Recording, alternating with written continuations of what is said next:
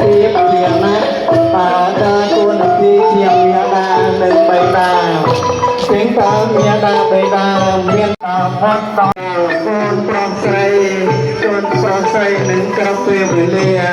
ហើយប្រសិនបើគាត់នឹងមិនមានក្រុមវិហារខោប្រសិនបើមិនមានតួនាទីទេយើងទាំងអស់គ្នាក៏មិនអាចចូលរៀនមានជីវិតមានបញ្ញាវាងវៃមានចំណេះចេះដឹងសម្រាប់ប្រការរហូតមកដល់បច្ចុប្បន្ននេះទេសូម្បីធ្វើការសិក្សារៀនសូត្រអក្សរសាស្ត្រជាបើដូចជាអក្សរសកលនឹងទៅធ្វើខ្លួនរបស់យើងឲ្យមានចំណេះឲ្យមានជំនាញសម្រាប់ជាលក្ខណៈរំដោក្នុងបច្ចុប្បន្ននេះដល់អាស្រ័យនឹងមាតាបិតានឹងដែលនួននាទីជាសំខាន់ក្នុងការបីបាច់ថែរក្សាអូនចៅរបស់យើង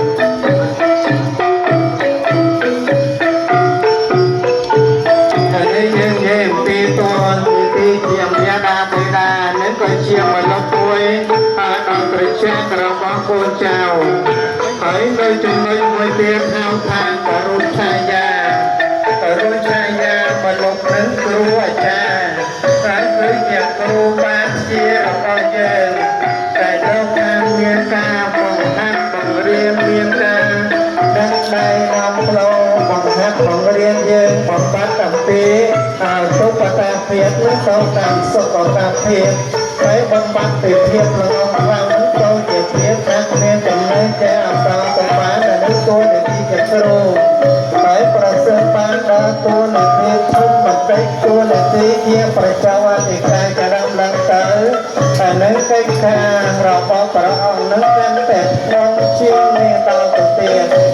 ដល់ពុទ្ធលោកជាលោកតាជាទីគោរពនិងជាទីរាប់អានទាំងឡាយដោយជាពុទ្ធបរិស័ទបានជាបាននឹងប្រាប់ឲ្យថាក្នុងកិច្ចការស្ថាបនាសំខាន់ផ្សេងសម្រាប់ក្នុងពុទ្ធសាសនាដូចជាក្នុងវត្តរបស់យើងមានទីធ្លាមានកុដិមានសាលាចរំឡើងទៅដល់ឡើងព្រោះព្រាតនៅក្នុងវត្តអារាមរបស់យើងតួនាទីគឺអាស្រ័យគុណគ្រូរបស់យើងតែជាគ្រូរបស់យើងក្នុងឱកាសពេលនេះបានបច្ចុប្បន្ននេះបានដល់តួនាទីជាប្រជាវត្តិការនេះឯងព្រះអង្គដល់តួនាទីនេះយ៉ាងសំខាន់ក្នុងការបណ្ដុះបណ្ដាលក្នុងការប្រកបសុខផ្សាយនៅគុណធម៌ក្នុងការផ្សព្វផ្សាយនៅសីលធម៌ចូលដល់សិស្សកិនរបស់ព្រះអង្គថាគ្រប់ពេលវេលាមិនត្រឹមតែប្រសងតែនឹងចិត្តដឹកជាមួយព្រះអង្គប៉ុណ្ណោះទេពេលយើងជាគុណជាចាំបរិស័ទព្រះអង្គក៏នៅតែមានការធ្វើសំគ្រោះដល់កូនប្រុសកូនស្រី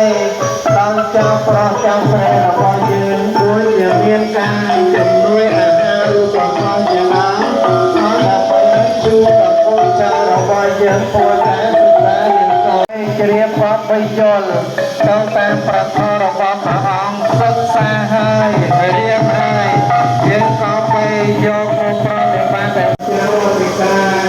ដោយសិស្សរបស់ព្រះអង្គយ៉ាងទីការប្រកបរបស់ព្រះ